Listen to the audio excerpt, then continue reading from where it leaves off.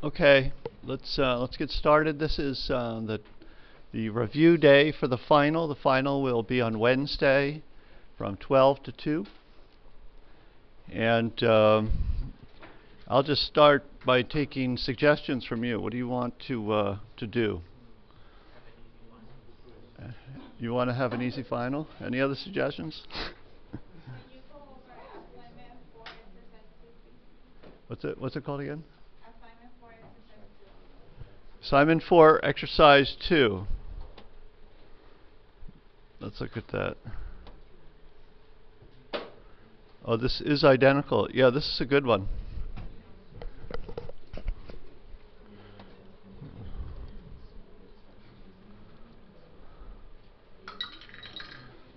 So, let's suppose that you were given this problem on the final. And so I would give you, it would look like this. I would give this to you and then say to implement it. And then I would give a description that the function takes two vectors, an A and a B, and then the function examines each of the elements in those vectors and returns true if the vectors are identical, and returns false if they are not identical. So they contain exactly the same elements in the same order. Of course, I could ask for something else, right? It could be they contain the same things, but maybe in a different order. So we would look at it, do something a little differently. Let's just bring it up. Let's sketch out a solution rather than going through the process of compiling and running, because on the final you won't be doing that, obviously. So let's go ahead and see how we would do that. So here it is identical. Now on the final, when I give you a problem like this, you don't need to rewrite the vector declaration. You can skip this part. You don't need to write this, but just to show, well, let's do it without writing it, because I want to nail home that message. So a lot of people write more than they need to on the final. Of course, it's better to err in that way than the other way. Writing too little is a problem, but writing too much is not a problem. It just takes you more time. All right, so we don't. Obviously, here we need to use a loop because we don't know how big A and B are. So we need to iterate through their members and compare them. So, of course, we're going to iterate through there. We're going to see, is A of 0 equal B of 0? Is A of 1 equal B of 1? And so on. But that only makes sense if they're the same size. So the first thing we do would check to see if their sizes are the same. So if the size of A is different from the size of B, then we're done. Then return false. So we know that they're not identical. So now we've taken care of the case that the two vectors have different sizes. And now let's run through their elements and see that they are the same thing. So we start the loop, and now it makes sense to start I at 0 here because the first index is index 0. And we're going to let I get as large as A dot size, keeping in mind that A dot size is the same thing as B dot size. We tested for that already.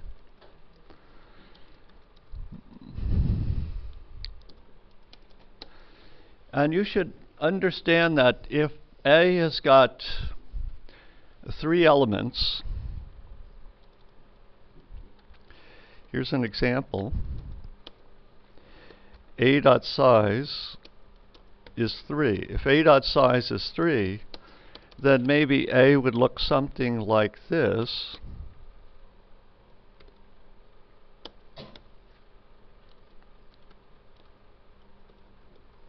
Maybe A would look something like that.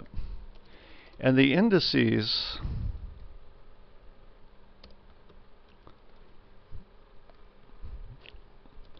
this is the old spelling. I don't know if people still spell it like that, indices. So the indices would go like this. And so if the size is always one more than the last valid index. So you could just hammer that in. That's part of your thinking process. You know, at this point in the course, that should be a fact that you know very well. And that fact, you can carry that fact into most other programming environments. So that we don't want I to hit a dot size. We want it to be just under a dot size. That's why we have a strict inequality here, strictly less than. Now we're going to have a condition here. Now once again, if you look at this function, it returns a bool. So we have to return true or false. So the code is, here we already see that we return false here. And now in our loop, what are we going to do? We're going to do something, and at the outside the loop, you know, normally you do something else. You know, what are we going to return? It's going to look something like this. So how do we know that A and B are not equal? Or how do we know that they're equal? What's the easiest one to check that they're not equal at any particular moment in this comparison? And when we do a comparison with A and B, so I is ranging through the elements, the indices of A and B. So we're going to compare A of I with B of I. And based on that comparison, are we, in that moment, ready to make a conclusion? Is it possible to make a conclusion based on A and B? Say if A were equal to B, say. Are we prepared to say something about all the elements of A and B? Are we prepared to say that, yes, all the elements are different, or the same, rather? No, we can't say that. We're just looking at one I. We're looking at one element. So this just tells us that at this point in the algorithm we can't reject. Well, we can't accept either. But what about this other case? Maybe A of I is different than B of I. Can we reject at this point that the two vectors are identical? Well, yeah. So see, that's the condition you want to go for. So we can at this point we know we're there.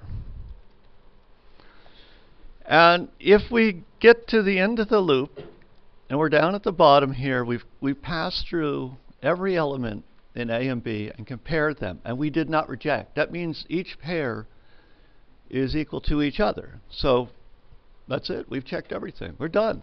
We tried to reject, but we can't reject. So it must be the case that they're the same.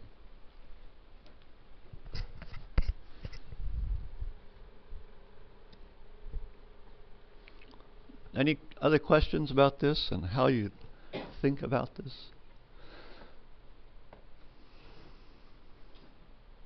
Okay, any other suggestions? I mean, I can lead the way if you want. You don't have to give me suggestions, but just as something that you want to focus on. In general, when you say like those that you have like the write a predicate function. Oh, the predicate function. When I say predicate, I said predicate function, right? There we go. What is a predicate function? The book uses that word, right? I don't actually use that word. It's just the book uses it. What does predicate mean?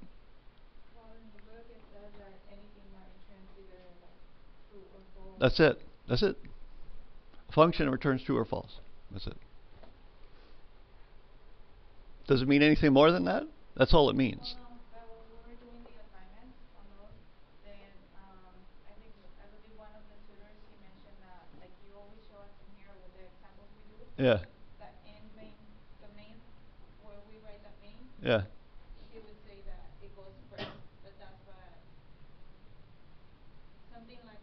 Oh, the function must be declared before the main.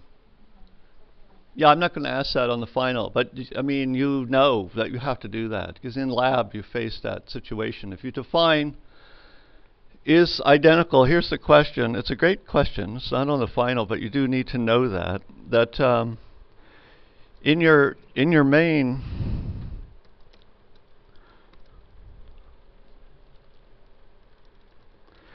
you have the function here is identical, and you know, it returns something. And then you have the main function.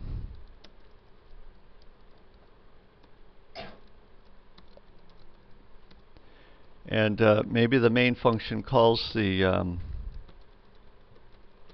is identical. So this will compile, but this will not compile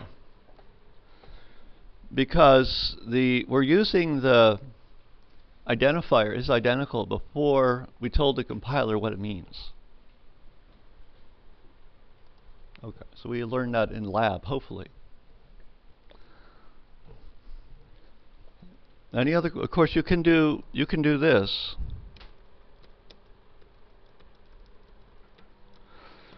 This is called a declaration. See, I have the function here declared, and I terminate with a semicolon right there. I don't have curly brackets.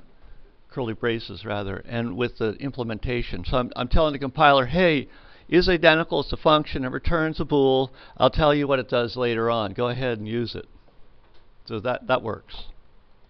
This is called a forward declaration. Once again, it's not on the final, but it's essential to know. Any other questions? How about this one with the classes, this here, right? So make sure that you can do that bean jar problem given on quiz 2. So make sure that you review quiz 2 and you know that well. I'm not going to give exactly the same problem. Yeah. But is it going to be similar where you give us part of what the program and then we have to fill in? I'll give you part of it and I'll have you fill it in. Either I'll give you the program and tell you to do the UML diagram for me, or I'll give you the UML diagram, tell you to implement part of the program for me, or some combination of the two.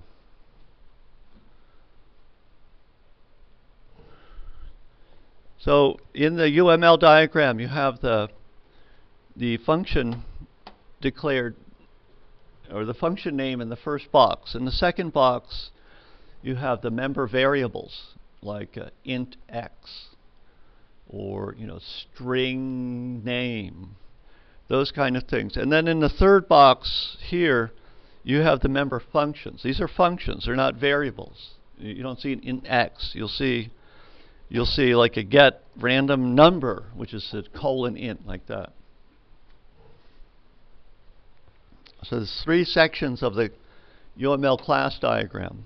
Now this example here, there's no member variables.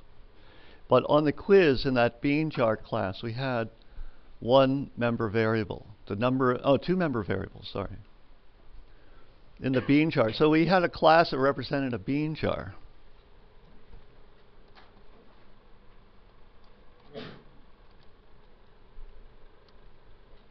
So it looks something like this.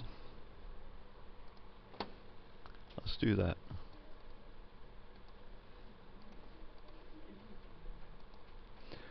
So we had something like this. We had the class here. It was called bean jar.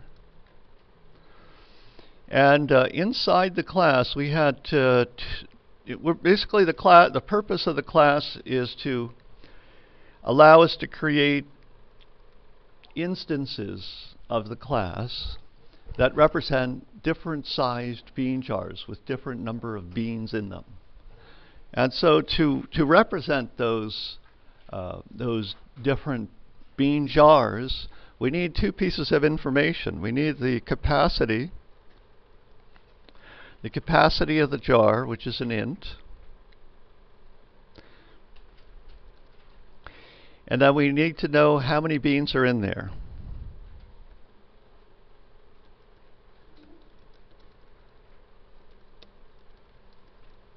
Something like this. Please review the quiz to make sure that you know this thoroughly.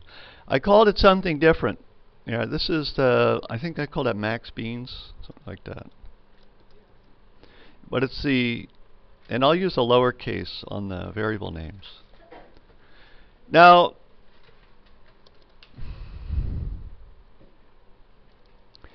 we need to say if this is public or private, so we want to put a minus sign or a plus sign there.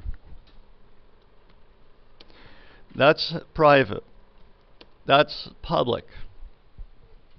Now the rule of thumb, and it's not a strong rule of thumb.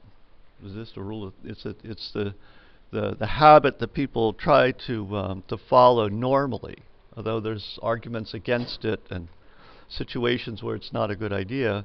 That sort of general pattern is that member variables are private. We want to hide the state of the object and only let the outside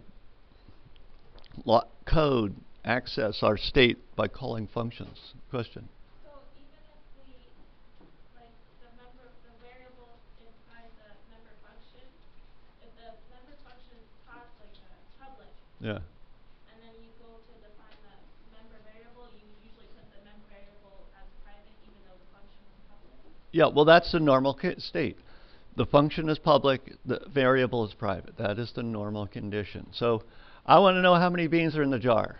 Well, I'm not going to let you access current beans. You got to call a function, get current beans, to get the number.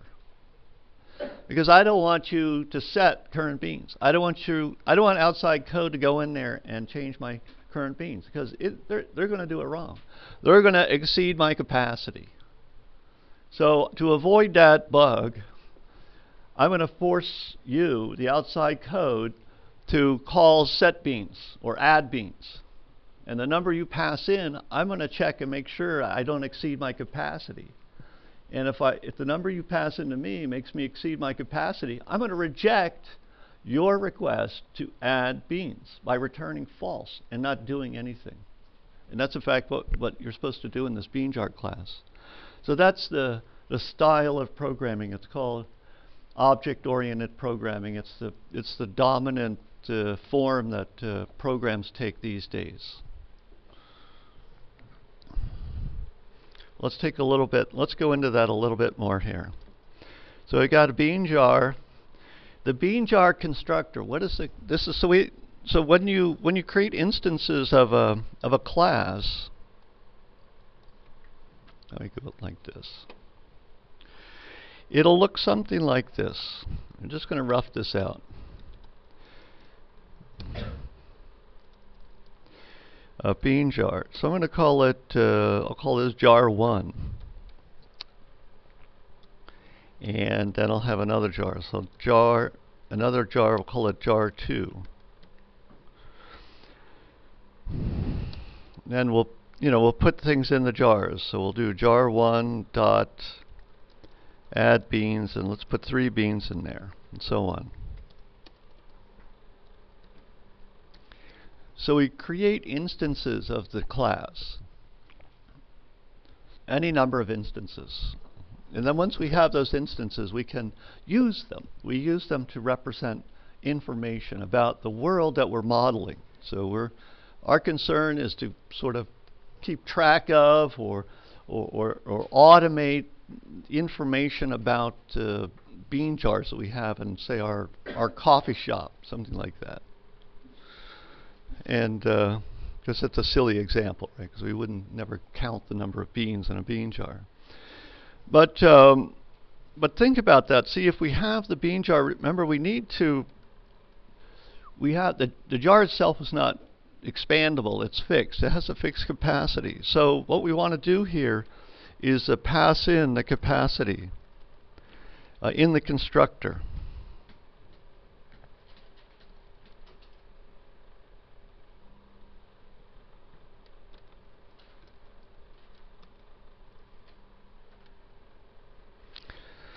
So when we create an instance of that bean jar class, we know how big the jar is. That's something that's not going to change.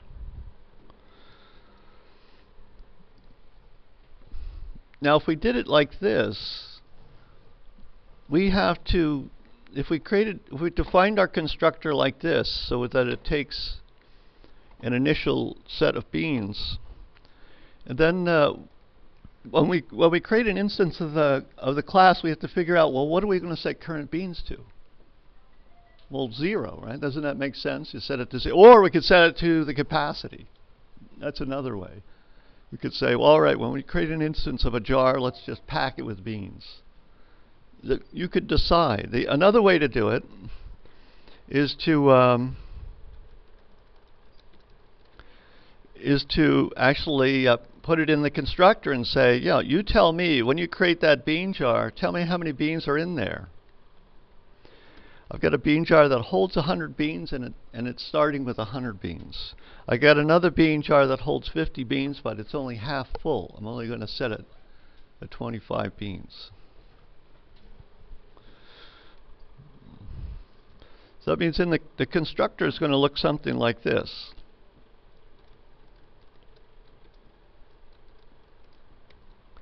Let me do it like this.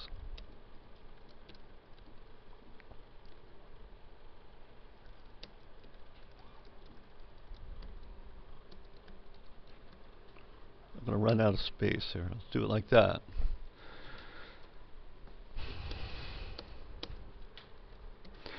So I've got this I have a member variable called max beans, and that's also being passed into the constructor. That's a naming collision there.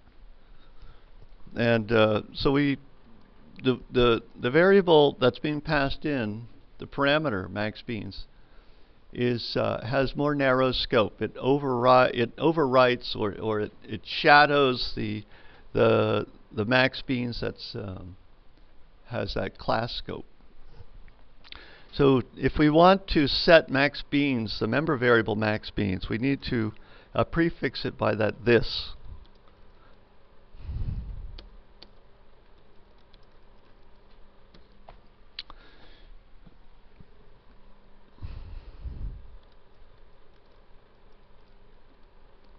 And this would be current beans.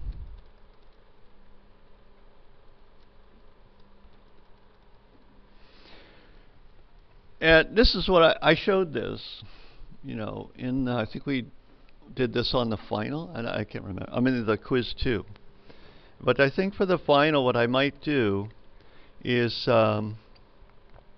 give this a different name, something like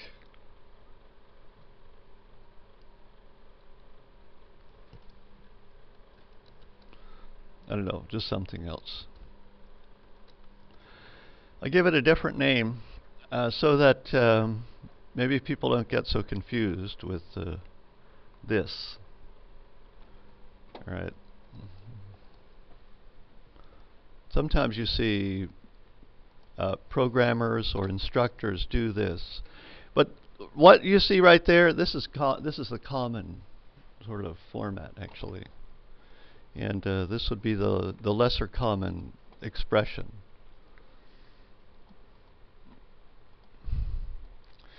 So if we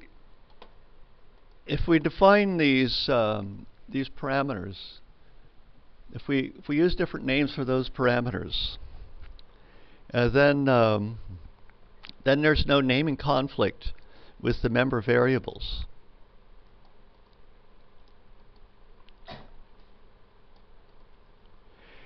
And in that case, we don't need to use this to identify the member variables, because they have different names now.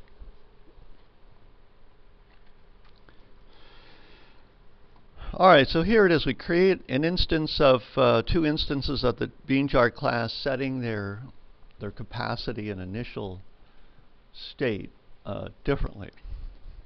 And then here we're modifying. So this here, look, jar 1 is packed. We're trying to add 3 beans, so this should fail. Now, ooh, this is not ready to go here. Let's look at add beans here.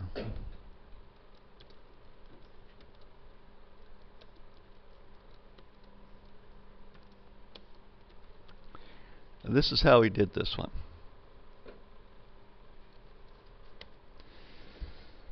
So we want to add, in the UML syntax, they use this. They use this colon. I think there's a space there, although it doesn't matter. So the data type is, there's different languages have different syntaxes, but the UML class diagram is independent of the language. So it's not designed for C++. It's just designed for object-oriented programming environments. So this is the syntax that's used in the UML class diagrams. And Unified Modeling Language, that's what UML stands for. They have other types of diagrams. And deployment diagrams, sequence diagrams, state diagrams. They have different kinds of diagrams. And they're all standardized. And the purpose of that standard is so that developers can describe the design of software systems that in a way that's language independent. So here is, that's why we see the syntax for this class diagram is different than the syntax that we use in our C++ programs. So look, we have jar1 here. Now bool, that we have add beans, that takes a number of beans to add, and then it returns false if we can't add those number of beans. And returns true if we can add the beans, and we did add the beans. So here, jar1 has a capacity of 100, and it has current number of beans equal to 100 as well. It has no excess capacity. This call here will fail. We will not add 3 beans. So you'll do something like, if this is part of test code, right, we would want this add beans to return false. That should fail. However, in jar2 can take 3 beans. jar2 can take 3 beans, so that when we do jar2.addBeans3, it will return true because we only have 25 beans in a 50 bean jar. Well, we go from 25 to 28, no problem.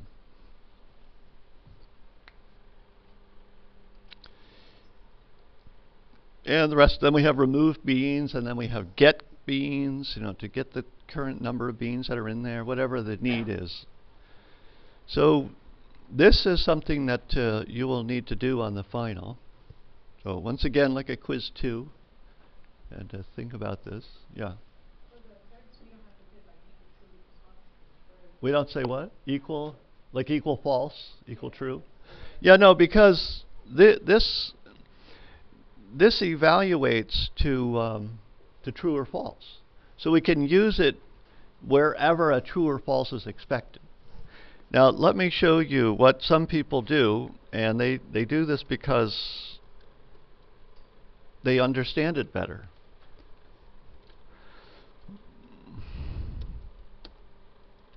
This should return false, and that should return true. Is that easier to read?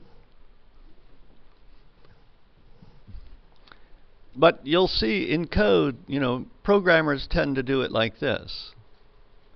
But this is fine. If you're developing a software system, you're the one that's responsible for it. Do it your way. Do it the way that you understand. I'm not going to take off points for that. If it's equivalent, if it runs, it's great. And that's fine. If you want to do it like that, go for it.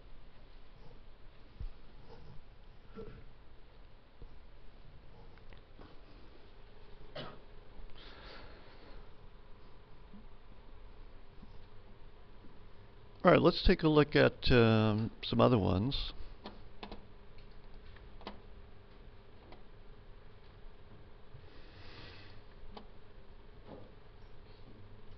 let's do these. These are essential here. The searching and sorting. So I'm going to talk about those. So we have the binary search, and then we have sort, and then we have the basic linear search. These are going to be on the final, these three here. You'll need to know these algorithms. You have to show me that you have understanding of these algorithms. Either show me the pseudocode or the C++ code. I'll show you the pseudocode version of these right now. So let's do the linear search first. So in linear search, you have a sequence of values that are not in order.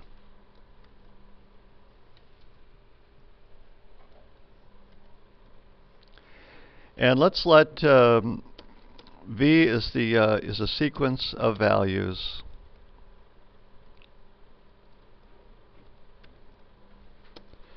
with indices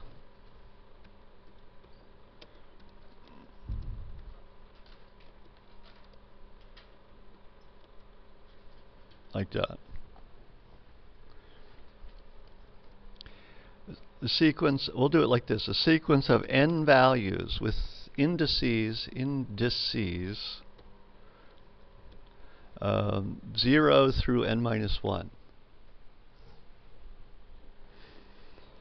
And then, we want to say, something like contains. So,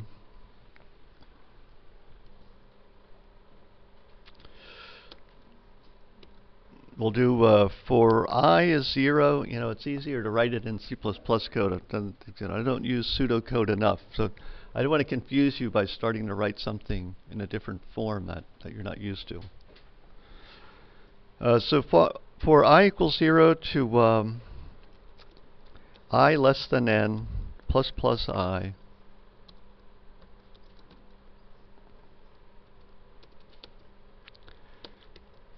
if V of I is k. So let's say we'll call it x maybe.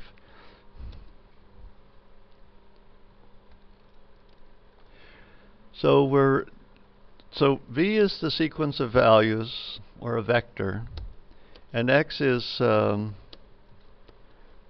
value we are looking for. So is x in V? That's the question. Is x in V? So we're going to define an index I. You can leave out that int if you want. I'm not going to take off of that on the final. Just showing you that I'm not going to enforce rigid. I'm looking for your knowledge of the algorithm and its logic, but I want you to be precise. I don't want you to overshoot. This would be a mistake here. Okay, that's a mistake. So if you're letting I range through the indices 0 to n minus 1, and you see, does V of I equal x? Yeah, return true. And if we exit the loop and we didn't find it, then we returned false. X is not in there.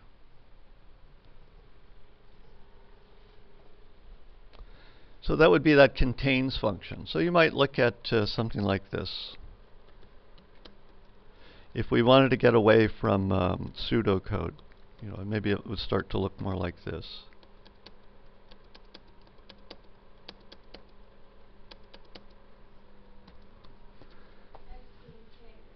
What's that?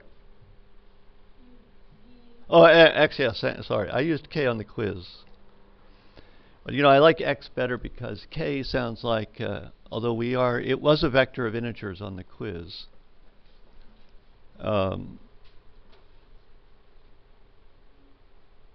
That k sounds a little bit like an index, so I just started to think X might be a better name. So that's linear search.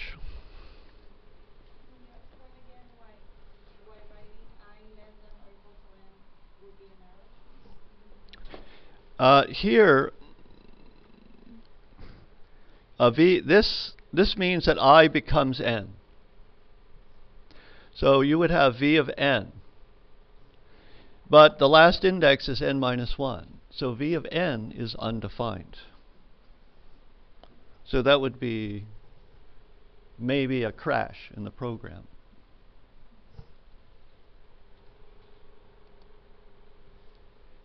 I better take that out. Okay. What about the binary search? Let's look at binary search.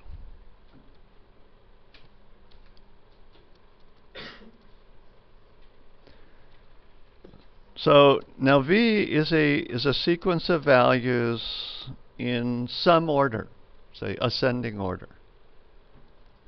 Or it could be descending order.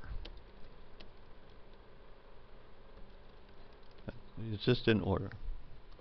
And it could be strictly ascending or non-strictly ascending, or strictly descending, non-strictly, so on. And so we want to look for X. So for the linear, it doesn't have to be strictly ascending or descending. Exactly. For linear search means you're going to look at every item. You don't care if it's ascending or descending. You're going to look at every single item. You can't do binary search if things aren't in order. Imagine if you had a telephone book where the names were not in order. Or you had the library, our library here with 5 floors, and the books were not in order. They were just there. And you wanted to find a book, you know, say Physics 101. It's in there. You don't even know what floor it's on. There's no order. How are you going to find Physics 101 in the library? You got to do linear search. Well, let's start on floor 1 and look at the first book and then the next one, because you don't know how to hone in on the book.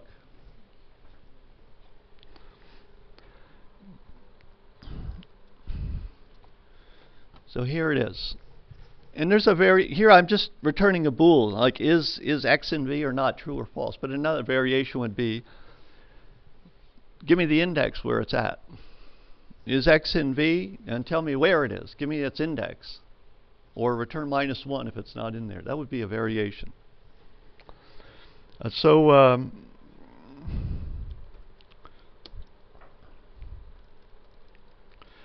we have a V. We're looking for an X. We've got an order. And so what we're going to do is we have these, a starting point. We have these bookends. Start and end. Something like this.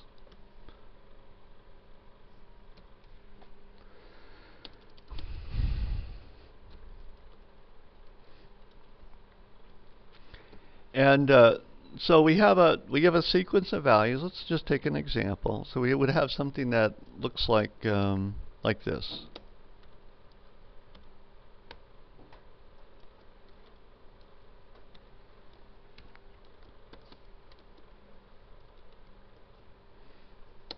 Something like that.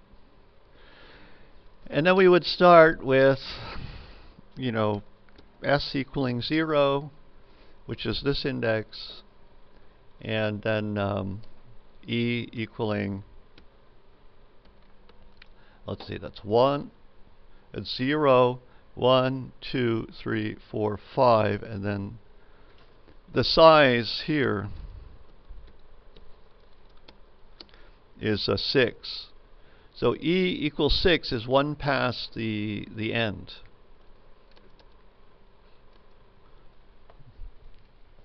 It works because, actually I showed this in lecture and I was apologizing, saying you could make this shorter and make it look better. And, after, thinking about it and helping people in lab and so on, I could see that there's a lot of the code that I presented in the lecture, which was part of a problem-solving situation. I didn't have the algorithm memorized. I started to see, oh yeah, we can do it more efficiently and so on. So it takes time to craft a nice looking algorithm.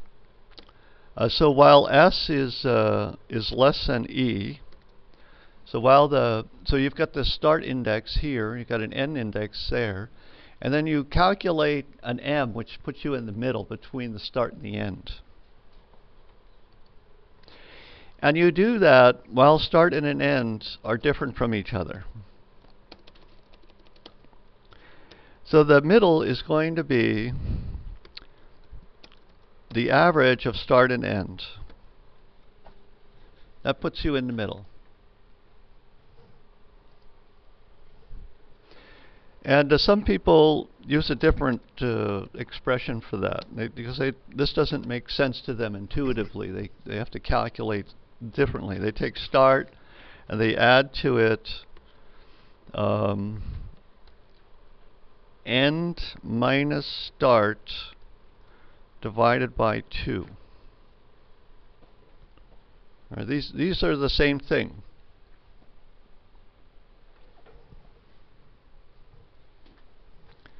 This is an equivalent. This, if you do the math, you'll see that these are equivalent. So the midpoint, if you have a start index and an end index, the midpoint index is just the average of those two. So this is the difference between the end and the start, and you want half of that. That's the difference, the range between the two. Then you want half of that, and then add it to the start to drop you in the middle. Now some people think about it like that. All right, anyway, once we have the M, then what we're going to do is look at the value there.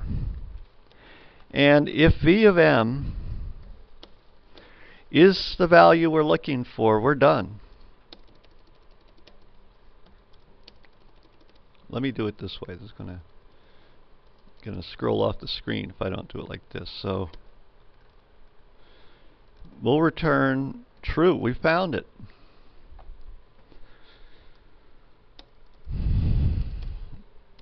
Once we find it, we're done. We'll just get out of there. And then, but if that's not true, if V of M is not X, then let's check to see if V of M is, say, less than X.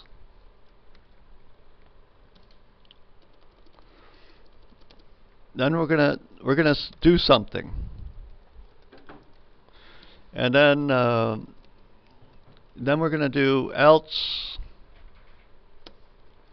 if V of M is greater than X.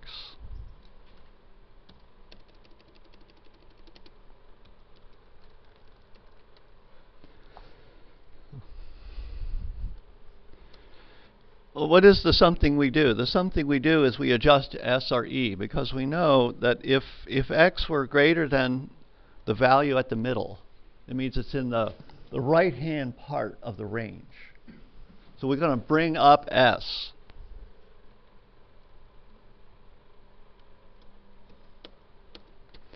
We're going to bring S up to the middle. But wait a minute, we know that it's not the middle, because we checked it here. We know that X is not at the middle, so let's not even bother to think about that. Let's go ahead and add 1 there.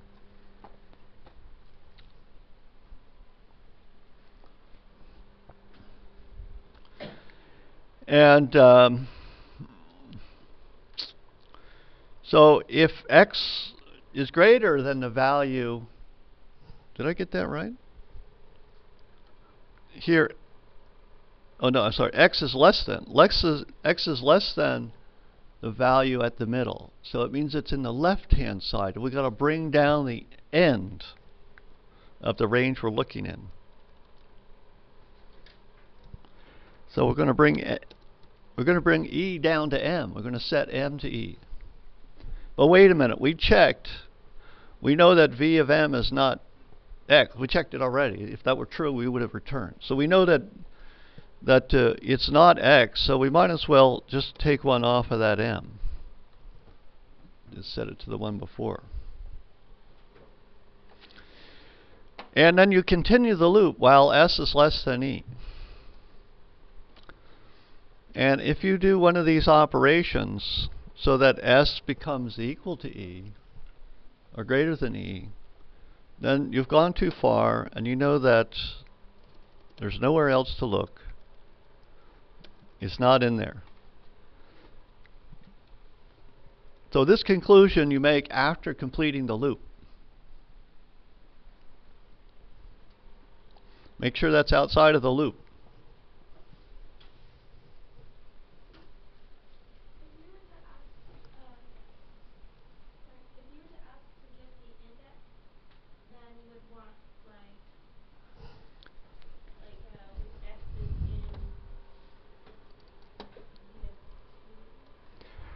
So if you were to ask to give the index, let me show that. So you're not going to return a bool, you're going to return an int. So rather than returning true here, you're going to return m. And here, rather than returning false, you're going to return, I don't know what. Well, maybe -1. That the caller can say, because -1 is not a valid index. 0 is valid, so we don't want to return 0. And a million, we don't want to return a million because maybe the vector has more than a million items in it. So but we'll never have, you know, the position -1 is undefined, so we can safely return that. Can you explain again why f in those f equals or f you assign n plus 1 and e you assign n minus 1?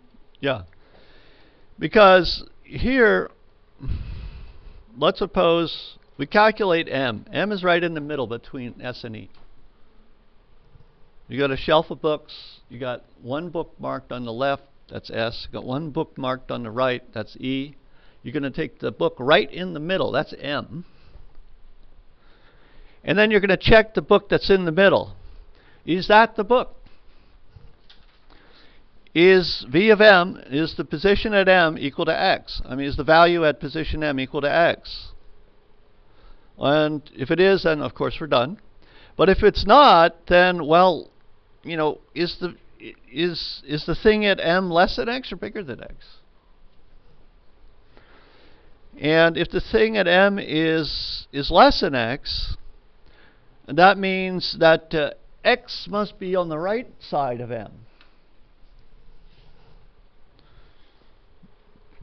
X is at the right side of it. X is between M and E.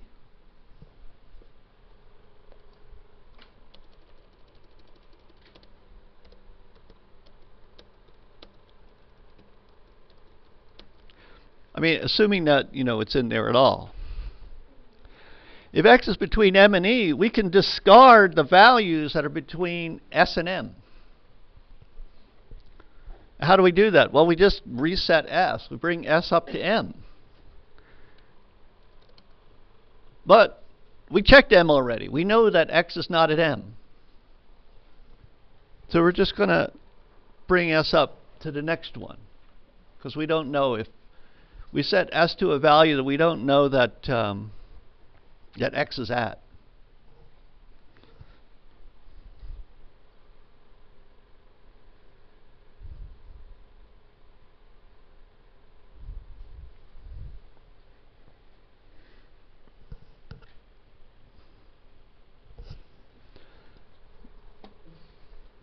So S and E.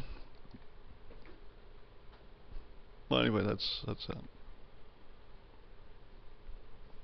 I'm confused because in the lab when we did it, we didn't have the plus 1 and minus 1. Yeah, you don't need it actually. You can leave it out. But you might need to adjust this condition up here. We have to check it. Let's see here. Let's suppose we're looking for, we'd have to check it. Then so it could be that when we do this division, M, we're always checking what's at M. So let me think.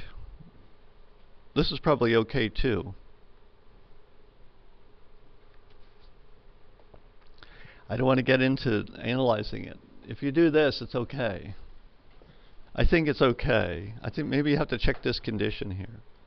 and make sure it's still. We'd have to think through some examples. You know, an even number vector, an odd number vector. You know, because you have you're dividing by 2, so you're truncating. If you get a floating point, if you get something that's not an even integer from this division, then you get truncation. So you just have to be concerned about this condition here, making sure that at what condition do we check to make sure that we've looked at everything that we need to look at.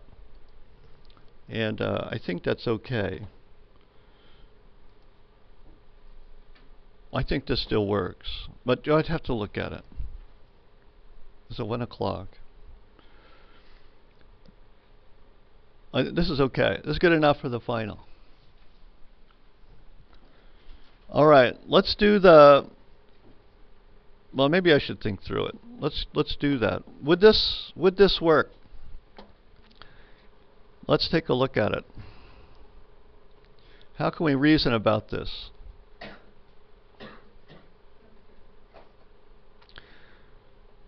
So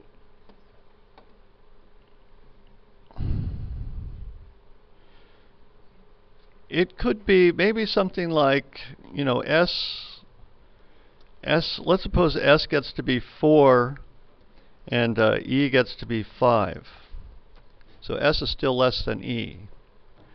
And then when we divide by N, when we take 9 and divide by 2, and then we're going to get 4. And so M gets set to 4. And then we check 4. If V of 4, if the value is at V of 4, and then we found it. Otherwise, if the value at 4 is less, if the value at 4 is less than what we're looking for, then it's between M and E. So then we would set S to M here, which, see, it keeps us in the same spot. So we're not progressing.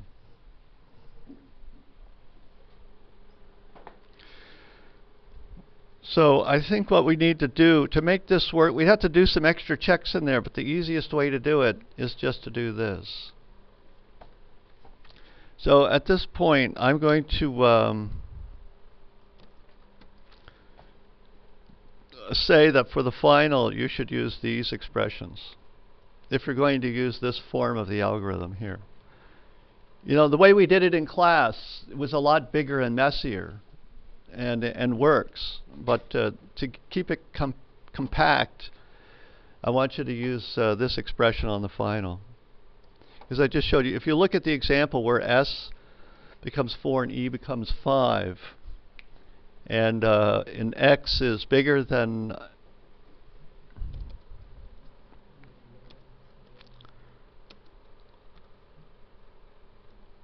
S of 4, in that case, we don't terminate if we set S to M. We're going to get stuck in a loop. Okay, let's go to the next one.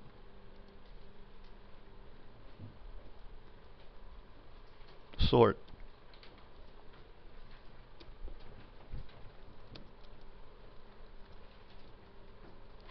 I'll use vector. I want to say is a vector.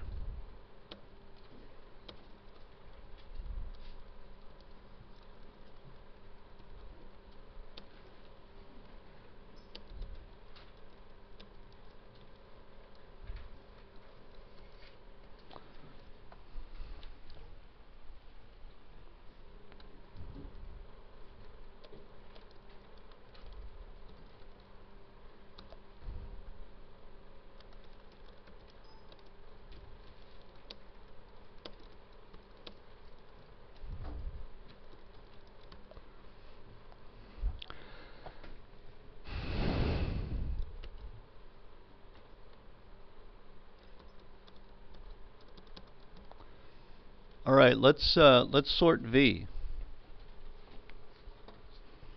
It's a vector of comparable values. There's like a less than and an equal to. So maybe less than. So we could use double there. So if there's a less than operator or a greater than operator, then we can sort. If you can't compare two things, if you have bean jars and there's no way to compare them, although you can think of ways of comparing them, the number of beans that they have or their capacity, there's some attribute that you can use to compare and put things in order, then you can sort them. But if you can't compare things, like colors, like red, is red bigger than blue? Actually, you can look at the color values that are used to represent them, or maybe their frequency that used to sort them as well. But some things are not sortable. So let's say that V is it's a collection of sortable items, and let's sort them. We have to put them in order, and there's many ways to do this. And the way that I illustrated, and I'll do that again, is that maybe we'll just have an example here.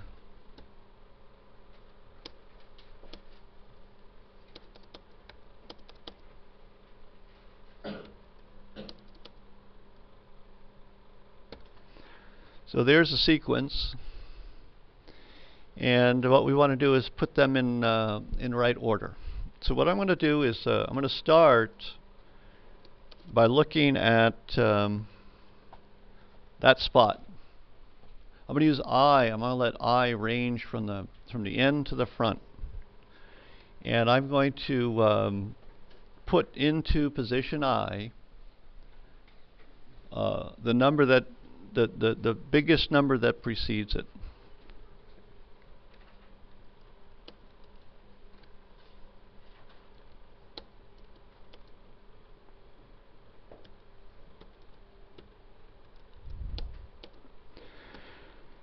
So I starts at v dot size minus 1, and we continue the loop while I is larger than 0, and we'll decrement I. This is my way. You can use a different way of sorting. You don't have to do it my way on the final. This is the easiest way for me to think about. I don't write sorting routines all the time. I mean, once in a while, but normally you don't have to do a plain sort like this in code. Normally you'd call a library function to sort something. So you're not in practice, you're not implementing sorting routines very often, if at all. But you are implementing algorithms that are more complicated than sort. So to know how to implement an algorithm that's more complicated than sort, well, you got to learn how to implement sort. And that's the theory anyway. So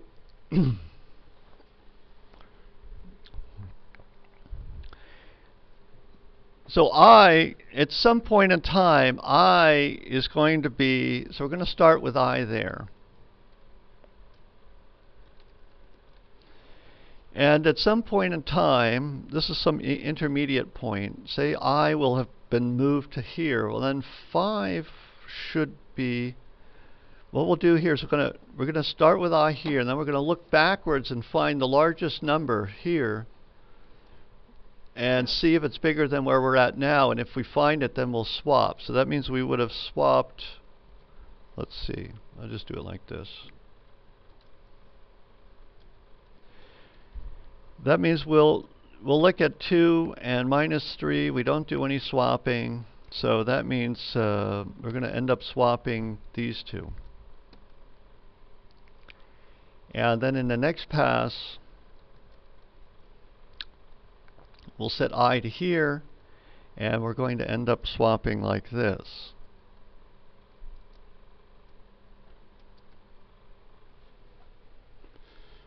And then in the next pass, we'll start here, and we're going to end up swapping with the 2.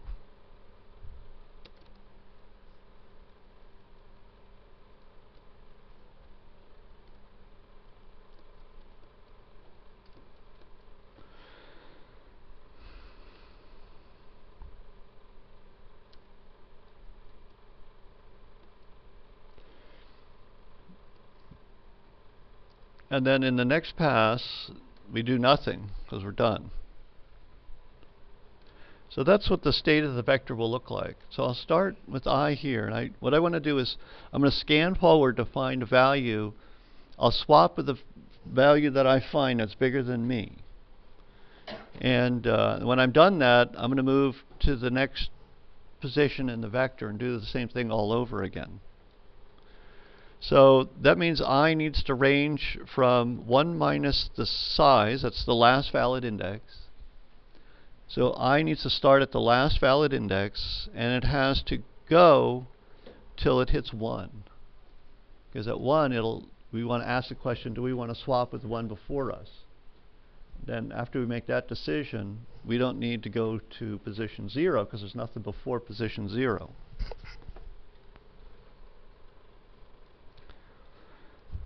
So that means we have a loop within a loop. So j is going to be equal to I minus 1. We're going to initialize j to I minus 1. And we're going to continue as long as j is bigger than or equal to 0.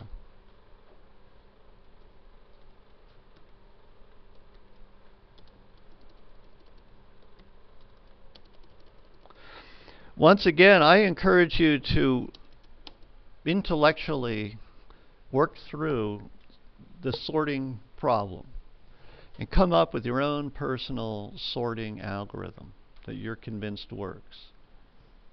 And own that. You know, memorize that. You created it. You thought it through. This is just me. This is my thinking, and this works for me. I don't want you to memorize this. I want you to, you know, do what I'm doing, which is to come up with, which is to reason about it and to think through the problem and experiment and then come up with a solution. That's the solution I want you to show me in the final. You're not going to come up with that solution while you're sitting in the final. You don't have enough time. You have to do it now. You have to do it in preparation for the final. And the purpose of that exercise is to develop the skill of crafting algorithms. And it's a very useful skill. It's also a very well-paid skill. I want to add that. All right, so coming back to my sorting solution, then what we're going to do is compare a v of I. If the value that we're at is lower than, you know, the ith position, that's the position we're working on. We want to get the biggest number that precedes I into I. If what's in I now turns out to be less than what's at position j, then we're going to swap those two things.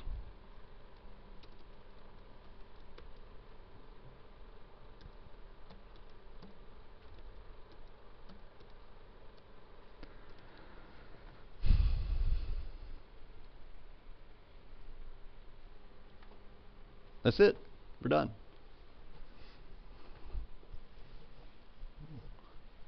Is there anything else we need to do?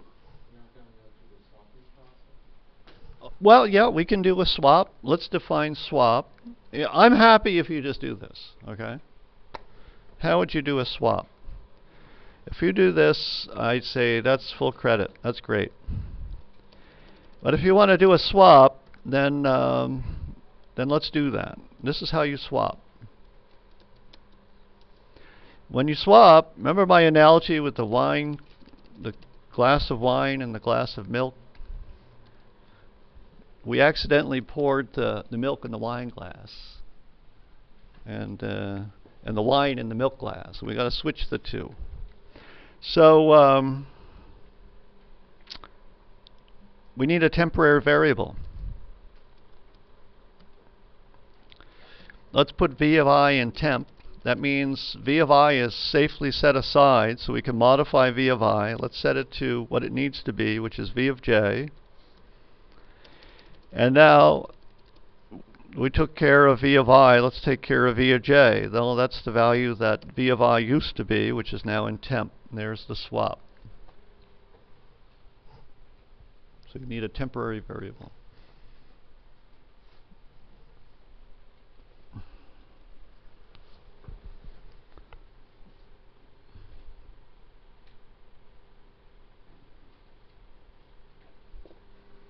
Okay, I think that's it for the review. Those 3 problems are definitely going to be on the final. The bean jar problem, you got to know that fully. All the other problems that we asked on the quizzes, analyzing code. What does this code print? You know, there's a few lines with a loop. You have to analyze the code and figure out what it prints. You'll see that several times also. There's going to be 15 problems.